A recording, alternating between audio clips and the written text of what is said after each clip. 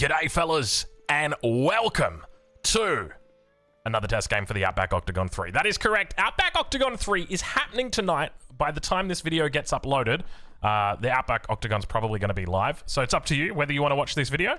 Maybe you're at work, and maybe you've only got 30 minutes on your lunch break, and you probably don't have time to tune in to the 8 hours that Outback Octagon 3 is going to be tonight. And that's okay. You can just watch this YouTube video. But if you want to come and say g'day, I'll leave a link down in the description. Come check out the Outback Octagon. Let's get to it, ladies and gentlemen. We're on one of our brand new maps here. I think this one is called Hallowed Spring. I'm not 100% sure. That might have been the name that I gave you for the last map that we played on. A little bit different. So this is just a test game. I'm just going to reiterate that. This is a test game. And you might be wondering, well, what the hell are you testing today, Dronko? Because you already did a test game and everything worked fine. Well, we're testing something a little bit different today. I'm actually live over on Twitch right now when I'm recording this video. I've got a whole bunch of bros in the chat right now. I'm looking at Snooper's message. You know what he just said? He said stonks. And that's how I know he's an absolute gamer. So we got Snooper here as well. Jeez, Snooper, man. Wouldn't it be nice to have some more Australian representation in Outback Octagon 3? Snooper, we miss you. Just know that, Snooper. We miss you a lot. Anyway, we got some pretty good players for you guys in this game today.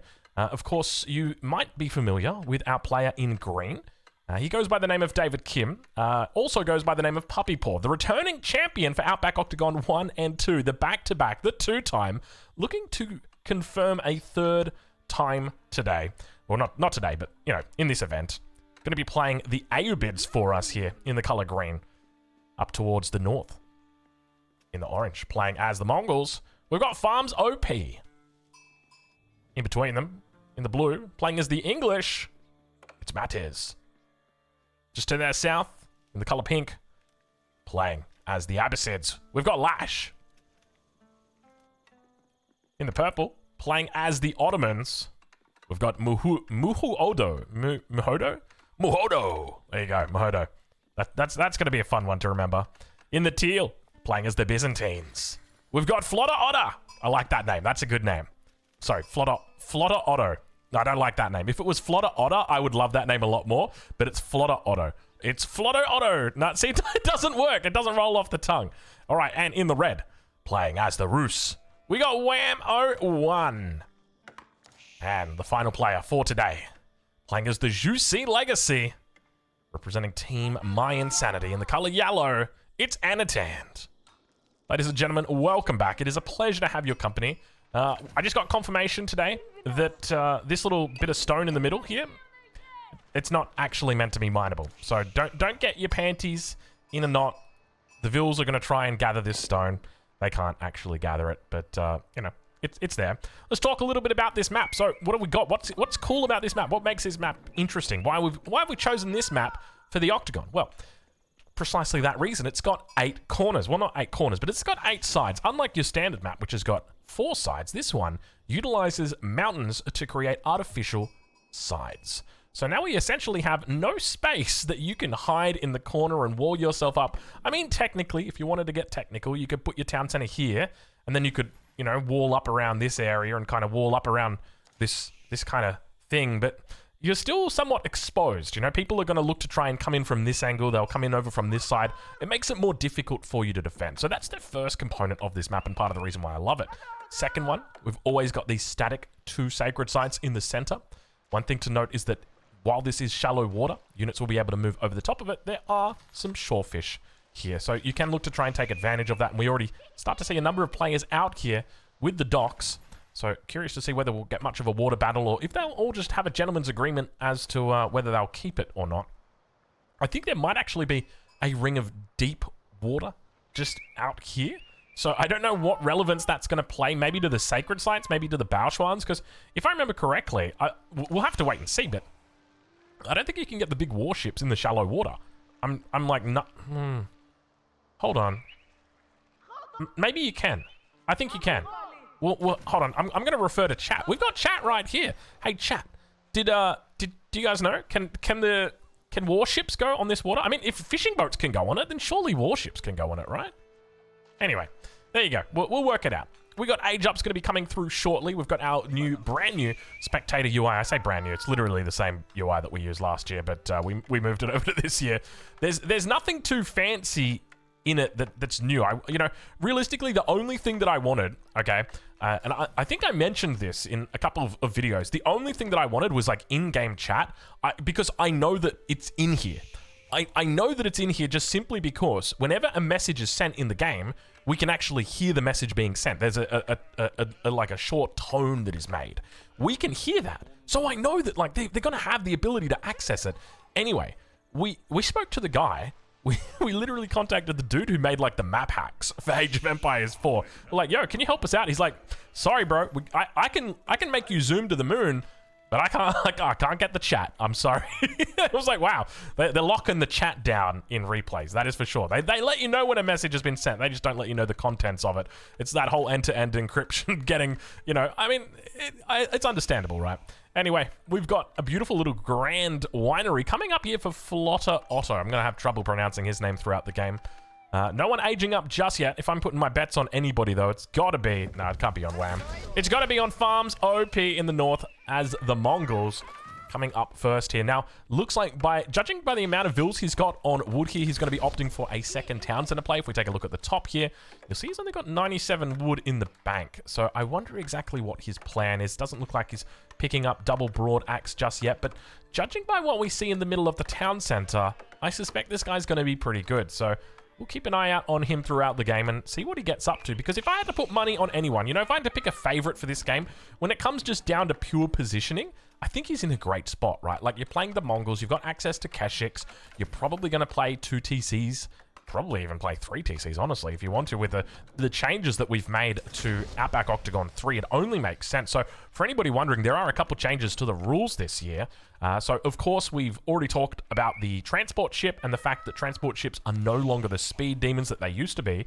Well, there's also some rule changes to scoring as well. So, we've made it so that if you eliminate an opponent in the Dark Age or in the Feudal Age, so that's when you're in the Dark Age or you're in the Feudal Age, that it will award more points than if you're in the Castle Age or the Imperial Age. You still do get points if you're in the Imperial Age or the Castle Age, but you just get more points in the Feudal Age. And essentially what that is looking to target is the meta, the so-called meta, of players that were just playing Fast Castle. So you'd go like a 1 TC Fast Castle into Knights, or a 2 TC Fast Castle into Knights, or 1 TC Fishboom into Castle into Knights.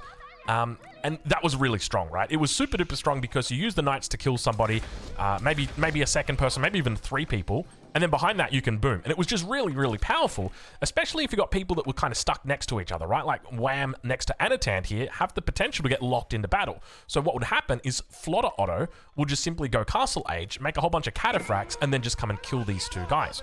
And it's basically designed to stop that from happening through, how do you say, it's kind of like, you know, that architecture that they put to stop homeless people from sleeping places, but it just like annoys everybody. It's like, why have you even done that? It's kind of the same thing. Like we've made like hostile rules against the Castle Age and basically said, look, you're absolutely welcome to go to Castle Age, but if you do, you're not just going to be getting as many points for kills. So I wouldn't be surprised if we do see players look to spend a little bit longer in the Feudal Age.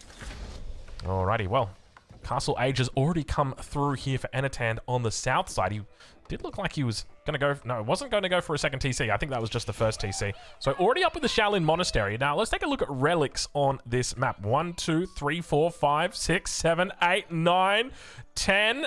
Oh my lord, dude. This is a Holy Roman Empire and Order of the Dragon's wet dream. This is crazy. Oh my lord, I completely forgot. Now, another thing to note about how we're doing civilizations this year, we've gone pretty crazy when it comes to the civilization allocation. So, the way that it works, I wish I could say it's pretty simple. It's not simple at all. Essentially, our admin for the tournament, Cow, he is absolutely magical. I tell you right now, the stuff that he does is absolutely next level. He developed a bot that basically gives players all a unique civilization, okay? And he said to me, I don't like the bot, Drongo. And I said, why not? It's great. And he said, well, the problem is, if you go first, then you've got a chance to get, say, every civ, whereas if you go last, then you... Oh, a little bit of lag right there. You have the potential to get denied civs. And I said, that's a fair point. And he said, what if I make it so that it just keeps rolling until everybody just gets a different civilization? And I was like, well, is it going to take long? Like, are we doing like 43,000 rolls to get the different civilizations? He said, no, it takes like 8 times. I was like, oh, okay, cool. So that's how they're getting their civilizations this year. They're not actually pressing random in the lobbies. They're given their civilizations by the computer, and the computer is the all-knowing, powerful chat. No, it's not really a chat GPT. So anyway, that's the way that civilizations are going to be allocated out this year. So I'm pretty excited for that. It'll mean that we have unique civilizations as well. So you're not going to see those games. Remember those games where we had like 5 French people? I remember there was this one game on Tasmania where we had, it was right after, what was it? We discovered something in the French meta. I can't remember what it was, but French was like all of a sudden absolutely bonkers. I can't remember what it was, but like French and FFA, like people were like all of a sudden very excited about the French. And like literally the first game that week, and it was like Tasmania. Yep, 5 people all playing French, yeah, it was kind of crazy. And we've actually had Gherkin in the chat saying, was it the TC spam into Red Palace? I don't think that was it. It might have been it. I can't remember. Oh, that could have been it actually. That was very annoying, wasn't it? But I felt like it was more prominent in the early game rather than that. But that was really, really annoying, wasn't it? That was kind of, yeah, that was a fun matter to be in. All right, well, it doesn't seem like we've got too much aggression early on. It looks like gentlemen's agreements have come out. And, you know, I say gentlemen's agreements. It's not even really gentlemen's agreements. It's just kind of like, I'm scouting you and you're scouting me, and we're both scouting each other. And I see that you're not making any military, so I'm not going to make any military. And that's pretty much how it works. The only thing is, once military starts getting made, you're going to get people like Flotter Otto over here, who's just very keen to pick up some king kills. Let's check in on the north, see how our champion is doing. Puppy Paw, he's looking to pick up relics as well. He's aged up. It looks like he's gone Eco Wing into Culture Wing. A pretty standard FFA play here. Dervish already out looking to pick up some relics. If you're curious about the relic count, don't worry. All you need to do is look to the top of your screen and it will show you those relic counts. We've already got 3 in the bag for Anatand, so that is pretty exciting for him. He's definitely working it hard. Remember that relics are in... Oh my god, he went for fast pagodas. Look at this. We got a 12-minute pagoda rush coming out from Anatand right now. This is unheard of in FFA, and this is so dangerous to do. Now, the reason why this is so powerful is because the pagoda essentially gives you a free Tithe Barns. So Tithe Barns is that Imperial Age upgrade that makes your relics absolutely wild. It gives them stone income, gold income. Ooh, no. Flotter Otto. Not having a good time right now. Looks like Wham may have woken up from his deep slumber. Archers moving around the outside together with the knights in the wood line. A lot of villagers have gone down for him at the moment. We can see at the top of the screen he's down to 32 compared to Wham, who's on 44, and he's only on 1 TC. Oh my lord, look at the amount of production he's got. And keep in mind, he's still in the feudal age as well, so he's been saving up for a while here, just biding his time, thinking, who am I going to attack? And I guess Anatand just managed not to get the short straw. One thing to note is we now have Song Dynasty going to be coming in with the Jiangnan Tower for Anatand, so he'll be looking to take advantage of cheaper economic buildings. Meanwhile, in the middle of the map, have a look at this. We've got triple TC coming up for our English player, Mattis. He's having an absolute field day here. Of course, that second town center is technically a landmark, but we'll call it a TC.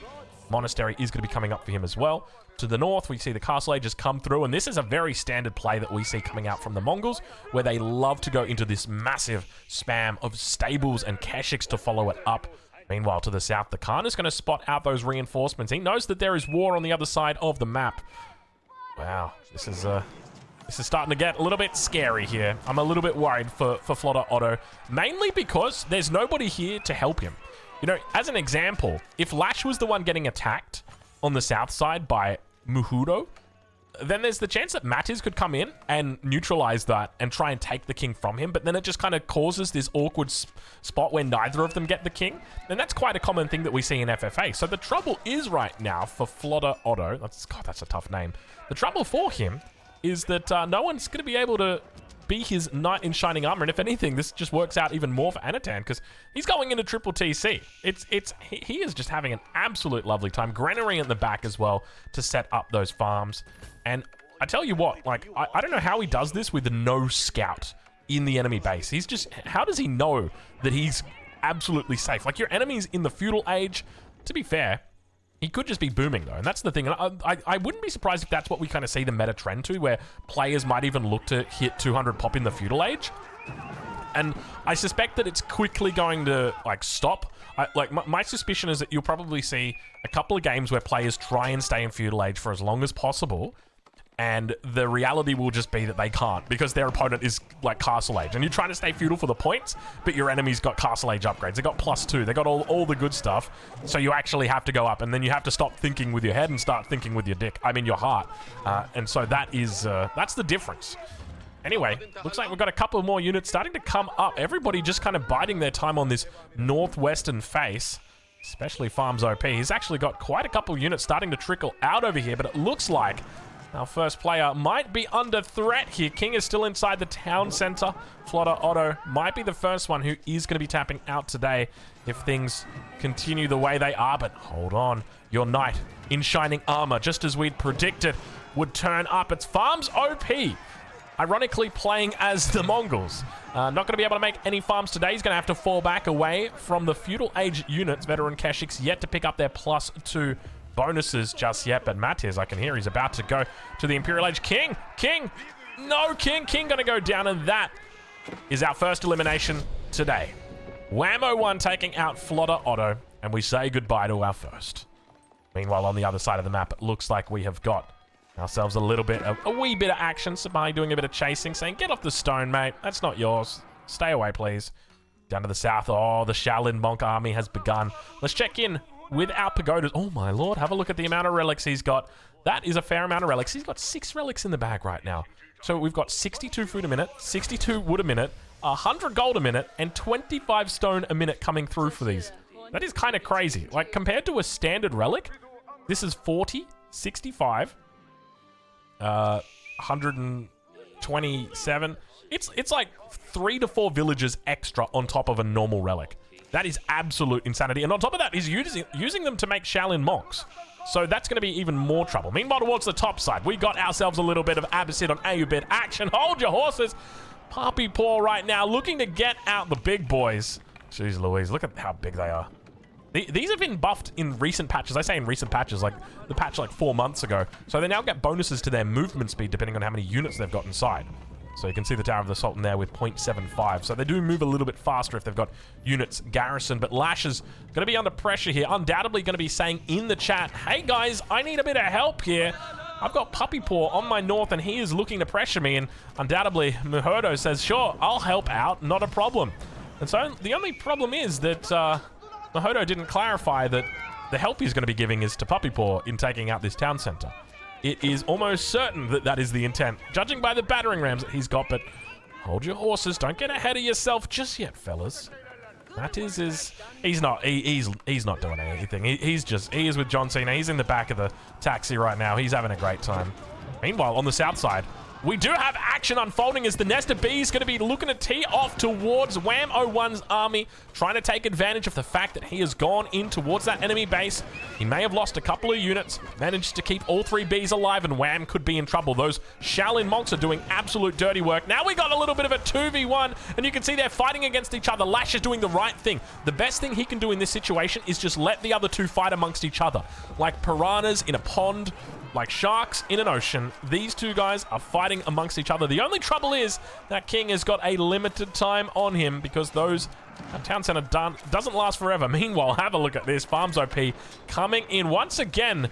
Jeez, this guy, he's a bit of a scoundrel, isn't he? But this is exactly what you want to be doing if you're playing as the Mongols. Now, keep in mind, we still do have the leftover regicide rules from last year, so if you do kill somebody, you're going to get extra 50 population. And we missed it, ladies and gentlemen. Lash's town center did go down. Apologies, but it looks like that did get picked up by Puppy Paw. He's able to neutralize all of the army there, and Lash going down very quickly. I suspect it was probably the Tower of the Sultan. So there you go. We haven't even started without back Octagon 3, and I've already missed a king kill. So there it is. Where's the next king kill going to be, and how do I miss that one? All right, so let me fix up my microphone a little bit here. I fixed up, or I thought I fixed up. I cleaned my microphone and I loosened one of the screws, and now I can't get it back to the point that it was before, so it keeps kind of dangling away, and it's a little bit annoying. Anyway, we'll sort that out later. Have a look at this, though. Shaolin Monk numbers. Now, one of the things I'd love to see from Anatan is an Imperial Age, because you get a great upgrade for these monks once you reach Imperial Age. Gives them a whole bunch more hit points. But Town Center will go down. It looks like the king is going to come out, and Wham01 does indeed face the wrath of Anatan as the game gets called for him. Goodbye, Wham01, and that's the consequence. I mean, he looked to try and stay in the feudal age, looked to try and pick up a couple of extra points. Remember, this is just a test game. It's not actually part of the Outback Octagon, but, you know, we're pretending. So, you know, he looked to try and pick up a couple more points there, and definitely, you know, he got first blood, so a couple points for that.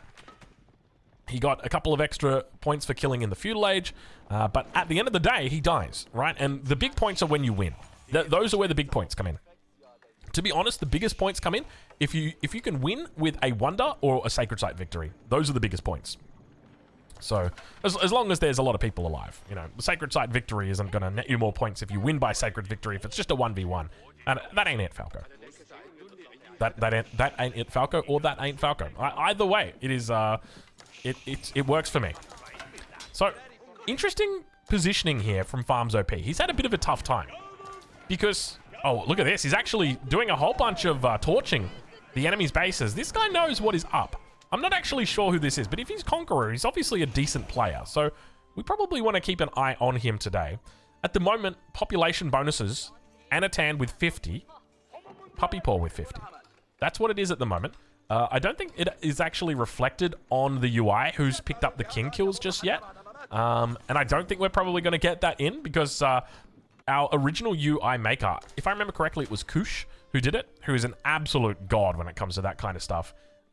He's gone a bit radio silent, and that's okay. You know, everyone takes their sabbaticals, and you know, we've got the good stuff. That's all that matters. We can see the majority of the information that we need here, and we can remember who gets the kills as long as we see that little flash in the bottom right-hand corner. That's all that matters. That it'll have the color, but. Have a look at these walls. Everyone's kind of stuck doing the same thing. It's very interesting how a lot of people have gone for these very refined, centralized bases. And now that the walls are coming up, they look quite funny. I think the Holy Roman Empire and the Order of the Dragon are going to feel very at home on this map because this is something that they love to do. You know, playing as the Order of the Dragon or the Holy Roman Empire, there's nothing more I love than going into the middle of the map, picking up all the relics, and just, you know, playing the game of come at me, bro, and trying to defend your way against like 5 people. I remember I played one game at FFA. I don't know who the guy was. All I know is like that strategy changed my mind on FFA forever. Because I used to think that the Chinese were the best FFA civ, and then he showed me that strat, and it was immediate when, like, it was immediate that I was like, okay, Holy Roman Empire is by far the best. Just simply because you can rush Castle Age, no one can stop you. You pick up the relics, and like you have the fastest Castle Age by far. You pick up all the relics. You build a keep to keep yourself safe. You get a Springwood emplacement in it, so they're never going to touch you. And then you go Imperial Age for Swabia. And so you're sitting on Swabia with a keep that's like fully upgraded, and then you get your cannon emplacement as well. It's untouchable, bro. It is such a good strat. Monk going to be donating his life to the cause. Bombards are now out. Big English army here as well. Take a look at this hand cannoneer spear combo. Going to be going up against the archers and gulams of our Ayyubid player. Anatan reaching the Imperial Age behind the scenes. A little bit of a counter-attack going to be coming through as the Shaolin monks look to target down the town center. He realizes quickly that there's a lot of units under there, and it's probably not a good idea to bite off more than he can chew. Mangonel falls back on the north side. Meanwhile, he's had a lot of trouble, Farms OP. He has not managed to find a single kill this game. He's actually going to be going after this random town center on the edge, but I can tell you right now, there ain't no kings in that one, King. Meanwhile, back towards the purple base, you can see the Shaolin monks are just doing a wonderful piece of work right here. He's picked up Divine Haste, so he's going to be running a lot faster, and you can see that the difficult thing about fighting against these units is they don't actually have a class, and because of that, they just kind of kick butt against everything. They don't do well against anything, but they just don't die to anything either. Farms OP also going to be reaching the Imperial Age. Going to be looking for a potential way to find, you know, some damage on the backside. I think that's what his play or his playbook is currently looking at here. All right, well, at this stage, Puppy Paw is able to defend, but his town center might be in a little bit of trouble. The king is still inside the town center. He does have the keep up that's in the middle. It's taken a lot of damage already. I guess those bombards have started doing quite a bit of work. Shaolin monks chasing away the king. Don't worry, we've spotted it. And hold your horses. There it is. The Sea Gate Castle. This got buffed, right? Yeah, it acts as a keep with a free Great Bombard in placement. Like, this thing is the king, dude. You don't want to be messing with this right here. King gets inside. Like, come fight your battles under this, man. This is kind of wild. All right. Siege Workshop's going to be coming down for Anatan. Anatan looking like he's in an increasingly good position here.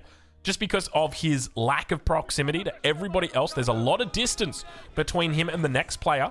And of course, his next focus is going to be going after that player that's closest to him. And from here, the game plan is very simple. He runs over the top of Muhudo. He runs over the top of Matiz. And he has himself an absolute field day out here. Now, take a look at Farms OP and have a look at the amount of outposts he's got coming across the map. He is just looking to dot the whole map with outposts. Absolutely plenty of them. Wants to have all the information that he can. But I'll tell you right now, the information that he needs is where are those kings? That's what he needs to know because he needs to start hunting. He has got a huge mass of Keshiks. He's up to 186 population. 60 of them, according to the UI. Elite Keshiks has now come through as well. Now, another thing to note is that we will be playing on whatever patch everyone else is playing on. So I had the option, do we want to play on the new patch? Do we just want to stay on the old patch the whole time? What do we want to do? So the way it's going to work is around halfway through the tournament, we're going to have just a whole meta change. People are going to be going, what the hell? Why are the Springles shooting through all the infantry? And that's why, because we will have a bit of a change up halfway through. All right, well, Shaolin monks on the bottom side. Going to be looking to keep guard while the keep comes online. Keep in mind those 3 siege workshops are working to get more and more bombards out behind the scenes. That was a triple town center boom, by the way, from Anatan. Beautiful farming economy. No walls up just yet. He is somewhat exposed to a potential Keshik attack. And that's always something to fear. Realistically, Keshiks could come through. You can see the king is literally inside the TC here. But he can just pop into the keep. He can just, you know, do that little bunny hop. I wouldn't call it a bunny hop, but he just kind of hops in between them both.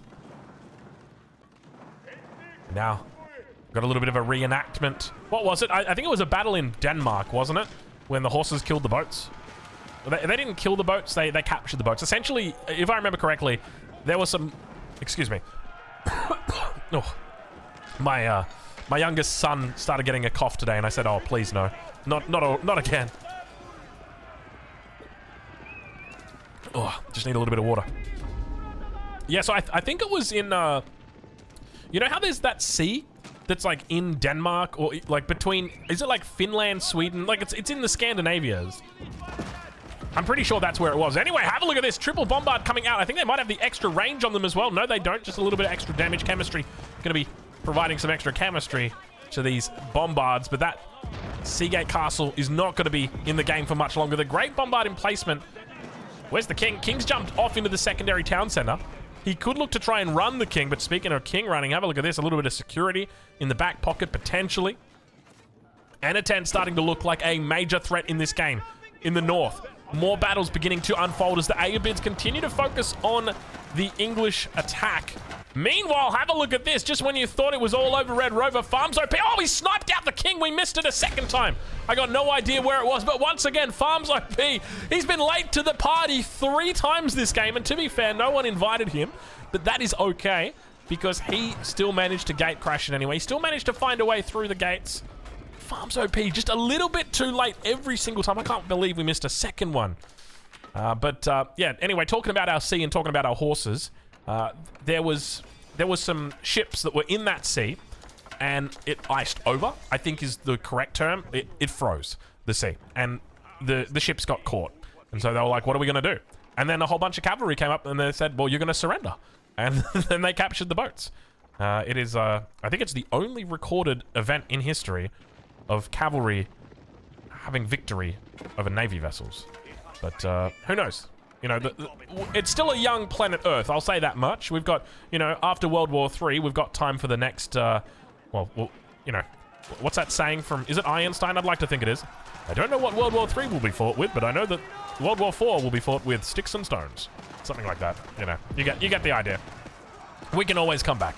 Nice springled micro coming out from Matt. He's looking to focus down Puppy Paws. Springs on the back. Now, remember, Puppy Paw has somewhat been fighting a 2v1. This isn't an even battle as much as we'd like to think it is. Matiz, despite being Malcolm in the middle, has managed to stay pretty unscathed throughout this game. On the defensive, looks like we might have Keshik's. Yeah, and he's doing the right thing. This is exactly what he needed to do. I don't know why he didn't do this earlier, because you've got a pretty large, slow, immobile Monk army that's going to be trying their best to defend against the Keshiks. And the reality is Keshiks do very well against the Monks. Just because the Keshiks don't have bonus damage against anything. Actually, hold on. Yeah, they don't have any bonus damage against anything, so they have really good flat damage. They get all their damage through on those monks. But these monks are still very, very strong. Monk, I don't know. I'm not going to pick. I'm just going to kind of choose or go through it slowly. But at this stage in the game, it looks like Puppy Paw might be saying an early goodbye to his comrades here in this FFA. He did manage to pick up that 1 kill earlier on Lash, but unfortunately, doesn't look like he's going to be able to pick up many more today, as the Springles together with the Bombard are going to be making their way in shortly. Meanwhile, we'll keep an eye on these Mongol Keshiks. I tell you what, Farms OP is just, he has been truly struggling this. Look at the amount of stuff he's got back here. Farms OP has been struggling so much this game, and I feel terrible for him, because I wanted to say, you know, early on I said, you know, he's going to be the favorite just because he's got the best spawn, he's isolated, he's playing the Mongols, he can easily do this. Where'd the king go? Where did the king go? Is the king inside? I don't see the king. Oh, the king escaped! The king's out the back door, but remember, we've still got landmarks in here. He can just take out that last landmark. The trick is, there's a very important thing that you need to do here. You actually want to take out the last landmark and use the king information, or like the king spotting ability, right as you're taking out the last landmark, so you know where the king is. Because right now, you can send a couple units to go get him, but you got walls in your way. There's no guarantee he was going to be on that trajectory. It's always difficult. Hold on. Never mind. Never mind. They went. Oh, we got a counterattack coming in. Anatan says, hey, I see you posturing, trying to take out my king. How about we go and return the favor? Anatan fully walled up, by the way. Have a look at this. Stone walls coming up around the entirety of his base. He realizes it is that time of the game. Second landmark. This is part of the reason why it is so difficult being an Ayyubid or Abbasid player when it comes to FFA. Meanwhile, have a look at this. Bombards on the back. Puppy Paw trying to buy himself a little bit more time. Meanwhile, inside the base, it looks like the hand cannoneers are starting to come online for Farms OP. Bombards as well, teeing off, holding it down. We've got a nice little extra bit of damage coming through. Ming Dynasty has arrived. Body of Iron for extra range reduction damage. Extra range damage reduction. Let's go with that. Meanwhile, this landmark is going to stay alive for a little bit longer. He's bought himself time, and he's probably asking anybody right now to help. The only trouble is Anatan is absolutely getting minced by the Keshiks of Farms OP. Now, Anatan's got a decent amount of population, 220 out of 300 at the moment, quite a villager count as well, almost 50% more, or in fact more than 50% of Farms OP's villager count. He's also got those relics as well in the back pocket that are going to be working hard, but to be honest, they're going to be hardly working. Meanwhile, we also see some siege workshops getting brought up here, so potentially a couple villagers going to be on the way. Don't know exactly what the plan is with all these Shaolin monks. But on the east side, the only focus right now for Matiz should be on this House of Wisdom. He's building battering rams at the moment, but even just a couple of bombards obviously going to be fine. The cleanup has absolutely worked here, and Anatan has to head back to the drawing board and say to himself, well, maybe making only Shaolin monks isn't the right call. Now have a look at the defense that we've got here. I love this from Farms OP. The fact that the town center isn't even moved to the back yet, and it's just sitting right here. He can be silly with his king if he wants to. He can jump in the towers, do a little bit of whack-a-mole. Battering rams working down the House of Wisdom. Keep in mind, the House of Wisdom is free to repair. This was a change that made me very upset.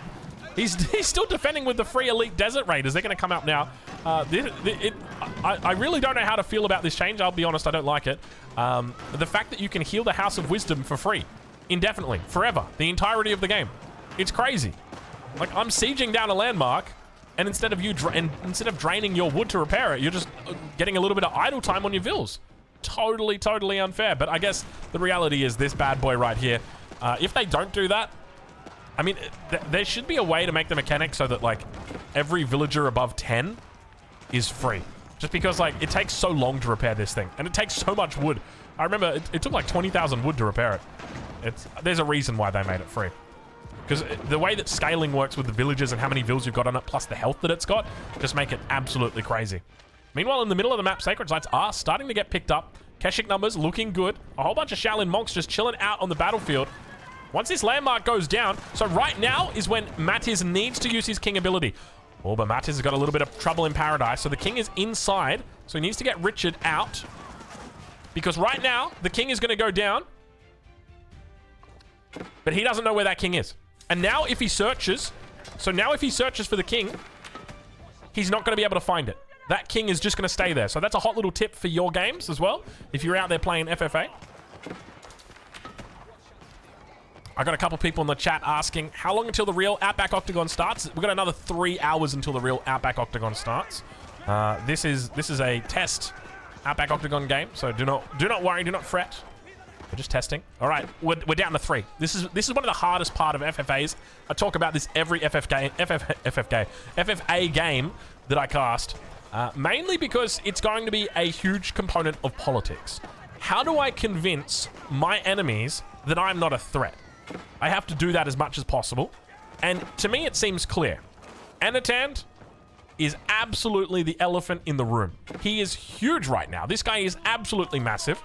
So I would be saying right now, if I'm Matiz, yo farms OP, we need to team up. We need to start working together because this guy is an absolute beast. Now, that is still an absolutely legal and lawful move when it comes to Outback Octagon 3. You're allowed to team in Outback Octagon 3, but it has to have a justifiable reason. And, you know, as an example, it might be someone's built a wonder, okay? So if someone's got a wonder, then you can be like, hey, let's kill him. In this circumstance, you could say that there is an objective military lead, that being, or an objective population lead. So here we've got Anatan with 300 pop, and there, he actually did manage to find the kill, so very, very well done to Matiz for finding that, because it can be hard. You know, sometimes you get those players in FFA that take their king, and they, like, hide them.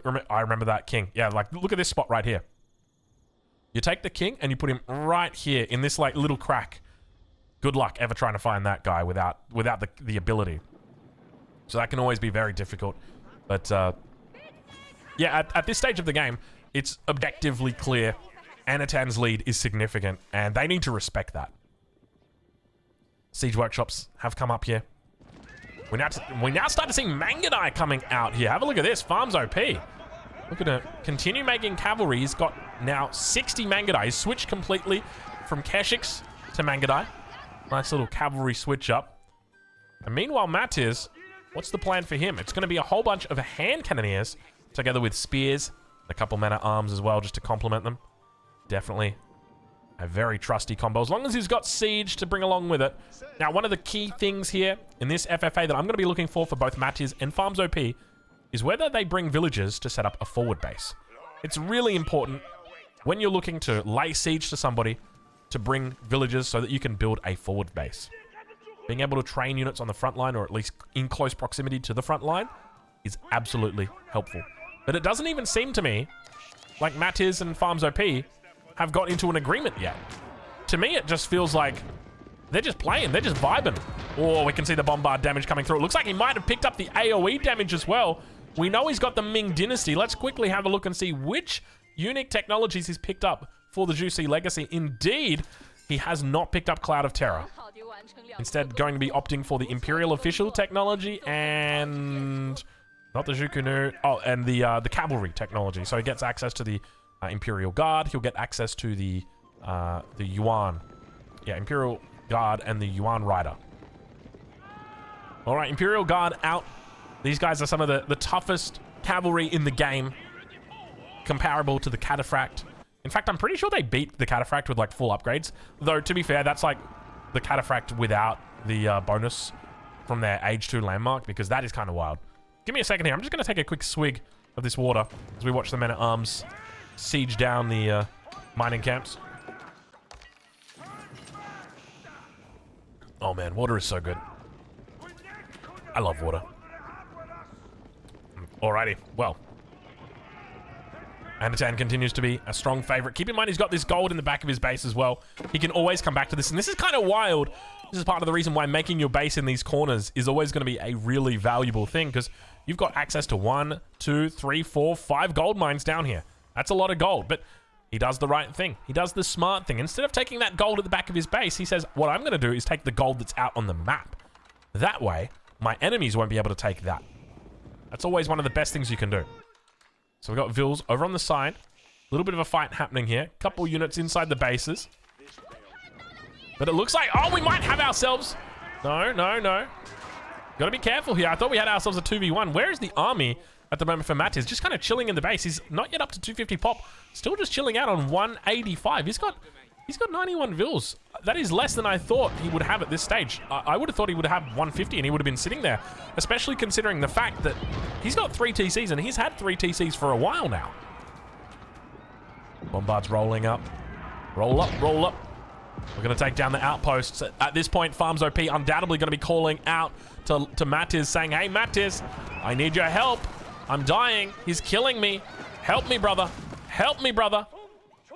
And those calls fall on deaf ears as it feels bad, man, right now. As Farms OP tries his best to defend, but the numbers are looking significant here. Springs are getting decent shots off on the back. Keep in mind, these are some of the best bombards in the game. A lot of upgrades on these.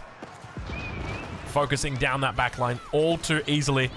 The Shaolin monks together with the Imperial Guard just slicing and dicing through. Hand cannon is definitely the unit of choice here, but I'd just love to see like maybe men-at-arms, even some spearmen to be the front line. You don't want to be front lining with your hand cannoneers, and you can see he's trying his best to keep them all alive, boxing them in, but not really finding a whole lot of luck, and the bombard numbers are looking very, very good here, but hold your horses. The defense is on. He's able to keep himself alive, and now you've got a problem because you've lost your entire army, and Matiz is on the prowl. And Matiz isn't heading to the base of Farms OP. He's heading to the guy with 300 population. And I think even at this point, you could still sell as Matiz. You could still say to Farms OP, hey, Farms OP, I know that I've got 250 pop, but Anatan's got 300. So why don't we kill him together? And this is where you can be cheeky if you want. And this is absolutely fine. Technically above board. You can say to him, I'll let you have the king kill. I'll let you have the king kill. And then we can fight it out to the death. 250 pop versus 250 pop. And he'll say, okay. And then you guys both go and attack him. And then you be a scoundrel and you take the king kill and then you kill Farms OP and you win the game and you get all the points. And they say, wow, you're so good, Matiz. How did you do it? And he says, I lied. I tricked. It's a stealthier approach. I don't know if he'd think about doing it. I'd definitely think about doing it. That is for sure. Oh, man. I can see in the chat right now, Red Bull gulps ASMR. Nice ASMR tag. Hold on. It's water. It's not Red Bull. I've got Red Bull in the fridge ready to go. But, you know, it's probably preferable, considering the length of the incoming stream, that we avoid the Red Bull. Give me a second here. I'm going to have some more water. For all you guys out there with the ASMR tag. Oh, that's some good water. All right, Matt is just going to fall back, bite himself a little bit more time. So I think that I think Anatan's probably bought himself a little bit of time, and that's what's happened here. You've always got to be really careful about doing these death pushes, because if Matiz goes like, and this is the reality when it comes to Matiz, he needs to be scouting his enemy. Because if he goes and pushes Anatan right now and he communicates that over to Farms OP, Farms OP can easily communicate that to him, and then he can come and backstab as well. So there is a lot of lying, a lot of treachery. So it's important. Look, I would say backstabbing is probably the most important skill to have when it comes to these sorts of FFA games. And because it allows you to leverage the strength of another person while not necessarily being bound to them. And that's what's very, very powerful. Spearman going to be coming out here. It looks like he's going to be just getting rid of a couple of stragglers. At the moment, he's got 50k or 47k food in the bank. Definitely emphasizing that farms are indeed OP. Meanwhile, towards the top side, looks like, oh, look at this. Absolutely on the ball. You can see Farms OP is a good player, right? The fact that he comes in here, spots the monastery, takes it down, and then immediately brings a Vil to build a prayer tent, trains the monk, and then we'll put the relic inside. Very, very good player. You know, the alternative would be to go and grab a monk and then, like, click this relic, but it's tedious. It takes time. All right, spears have found the stone walls of the Juicy Legacy. Things... we got a couple of idols here. This is actually quite a common... Oh, does he have the bug? He might not have the bug. There's a bug that happens. I mean, technically, it's not a bug. It's like it's a feature. It's just a terrible mechanic. But anyway. All right, Imperial Guard. Managed to get a couple of free bombards. He says, thank you very much. I'm out of here.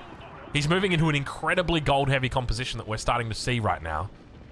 Now, keep in mind that when it comes to gold, obviously, he's got plenty of gold in the back of his base, but he's also got those Imperial officials. And he's gone heavily invested into these, or he has heavily invested into these Imperial officials.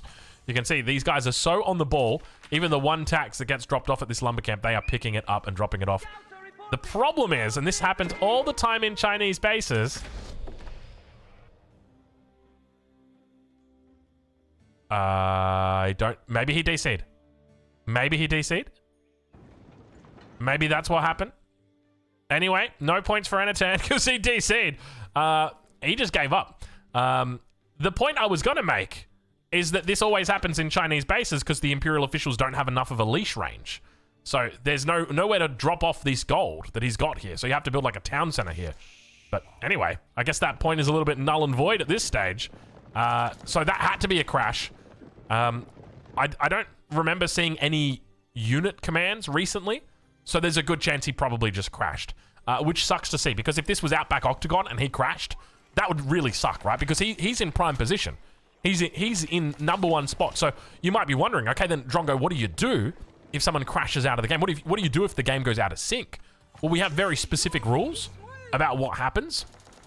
It's a bit weird because out of syncs are a bit weird, but essentially we have like a cutoff point at the 20-minute mark. At the 20-minute mark, once it happens, that's it. Like, there's nothing we can do about it because the game is too far gone by that point. You know, at least at the 20-minute mark, obviously there's going to be leads, but those leads can potentially be mitigated by people teaming up.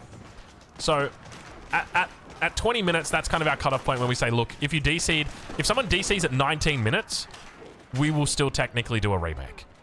And that sucks, right? Like, you have to go back to the drawing board. But that's just the way it is because when it comes to Age of Empires 4, whether we like it or not, it's not 100% stable. So, yeah, unfortunate to see Anatan crashing out here. And I do suspect it was a crash out. I don't think that it was just like Mum said, hey, it's dinner time, Anatan. And he was like, okay. And he just left. Like, he would just leave the game running, dude. He would come back in 17 minutes after he's finished his spaghetti. And he'd be like, okay, I'm still here. Because he would still be here. These two would work, they'd start talking to each other and they'd get into it. So now we got a final battle between these two guys. We got Farms OP and Matiz. They both spawn next to each other. And one would have assumed at the beginning of the game probably would have been the first two to fight each other. But that wasn't the case. In fact, taking a look at the map, you see that Matiz has actually got a pretty good position here if you're thinking about sacred sites. Now, while you can technically build in this shallow water, I don't know if you can actually build stone walls or keeps in this shallow water. So we're going to have to double check that. I probably should jump into these maps and just quickly test all these things that I'm wanting to test, especially when it comes to water, because water can be quite an important part. Let's take a look as the Keshiks make their way down right now onto the siege that's left a little bit unprotected. There's a huge army here for Matiz, but unfortunately, it wasn't in the right spot. Keshiks get mauled, but he got a couple bombards. And that's what's important. Especially at this stage of the game, killing the bombards is really, really nice. Because one of the things that happens as you get to like the pointy end of 250 pop or 300 pop, even maxed out at like 200 pop, right? You've got every production building with something queued in it. So it doesn't look like Matiz does at the moment. Oh, no, he does. So you can see he's got stuff in the queue here. We just can't see what it is. And so the trouble is, when you kill Siege, it immediately gets replaced with like men-at-arms. And it's like, I've got 40 men-at-arms. The difference between 40 and 49 men-at-arms, it's negligible. Okay, but if I lost 3 bombards and now I've got to rebuild them and now I've got to cancel everything that's in my barracks, like I can't put a priority on those and tell the game, hey, let these get out first and then take over. Like there's no option for priority. And so it means that you really have to mess a lot with your macro when these get taken out. Oh man. All right, so let's talk a little bit about landmarks, win conditions, victories. How am I going to win this game? That's a good question. So we've got 4 landmarks right next to each other. Matiz here has absolutely just decided to keep them all together. And we take a look over on the north side at Farms OP's base, and he's got 1, 2, hold on, 1, 2, 3, and a 4th one. But towards the top side of the base, we do hear the bombard starting to tee off. So 4th landmark, Step Redoubt, is going to be the saving grace here. It's definitely going to be the one thing that sort of keeps that sacred victory, or not sacred, but landmark victory afloat. He's picked up the kill. He finally got it. He finally got to the king. Oh my lord, the battering rams on the south have made their way through. Looks like he's used a couple of siege workshops and he's picked up the king, takes the extra pop, and now he does actually get a fair 250 versus 250 fight against Matiz, doing the right thing to wait until they were both 250-250. Now, I don't know if Matiz is waiting, or I don't know what the plan is for Matiz. Oh, no, I know what the plan is for Matiz. He's going to go for the sacred sites. Now, we do see an outpost up on the shallow water. So, to me, if there's an outpost, there's a good chance you can just come in and wall this. So that would definitely be one of the moves I would be looking at right now if I'm Matiz. He's only got 579 stone in the bank, though. And you might be looking at all this stone and thinking, wow, Drongo, that looks like a lot of stone. I sure would love to get up there and start digging. Bad luck, my friend. You can't. I'm pretty sure there's there's a ring of deep water around. I was literally just talking to Matiz. Matiz was like, damn, Drongo, I really wish I could go gather all that stone. And it's decorative. It's decorative stone. It's not real. It's not. I'm a real stone. No, you're not. You're not a real stone. You're a decorative stone. But it does look pretty cool, doesn't it? The way it sits on the top there like that. You know, I was recently reading. You know, I browse Reddit a little bit, and occasionally bots will repost things that have been posted 450 times before. And one of the things that got posted was about the guy who went canyoneering or mountain climbing, one of the two, and he got his arm stuck. Basically, I think he was climbing or he's descending. And when he was descending, he dislodged a boulder, and the boulder weighed 380 kilos, which for you Americans out there, it's like 800 pounds. So it's a lot. That's a lot of weight, and he had to cut his arm off. And like, it's a real story. It's kind of wild because you hear about it incidentally as a kid growing up, because it happened in like 2007, I think. It was. No, it had like maybe 2003, 2004, somewhere around then. And you hear about it, but you're just kind of like, yeah, you know, it's a wives' tale. It's not real. No, it's real. Dude literally doesn't have an arm. He cut it off. He got stuck. He was out there for like 5 days. I read everything about him. He's got like an autobiography and everything. He's a dude for sure. We'll say that much. Anyway, a little bit of a raid coming through. Now, one of the biggest mistakes I would say from the Matiz perspective is not walling up completely. Now, all of a sudden, you can just get attacked from any angle. This is terrible. You know, I hate playing cliffside in 1v1 because of this factor. I feel like I'm playing cliffside. My back door is just open, and there's nothing I can use to plug it. And it feels terrible because he's got these little palisade walls, but realistically, you just want a big stone wall across the back, and he knows that. That's why he was coming for this stone in the middle here. Keep is now coming online as well. Now, remember, it's going to be super duper simple for him to just run in and deny this sacred site. All right, hand cannoneers together with the mangoes. Couple bombards looking to try and come. Is he just going to go for the king? He's just going straight for the king. At least that's what he was thinking about. He's quickly realized, you know what? That's probably not a smart move. Almost dead. 13 health on it. Springles. Oh no, these are not any roller shutter triggers. Springles. These are advanced roller shutter triggers. Yeah, these are 13 tiles of range, dude. How is it? You know, I still rage about it. I'm like, why hasn't this been nerfed yet? Like, literally the Rus one got nerfed. It's like, what is it, 12.25 or something? And like, Mongols still running around with 13 range Springles, just breaking everything in the late game. Just always getting off their first shots, firing faster. Hand cannoneers moving forward though. It's got 75 of them out. That's a lot of hand cannoneers right now. I'm gonna take a quick swig of my water. Try not to knock it over. Because I can feel it's about to go down. We're going to be yelling timber very, very soon. One villager down here doing Lord's work. Keshik going to try its best to stop any of those shenanigans from happening. Meanwhile, Springled v Springled. No, it's just Springled v Bombard. Hand cannon is coming forward. He manages to bring them in. You got to love it when you manage to bait in the enemy army like that. It's so frustrating. Battering rams looking to neutralize the sacred site in the south, but plenty of army going to be coming down here to put a stop to that. Men-at-arms, together with the battering rams, should be absolutely capable of dealing with that threat.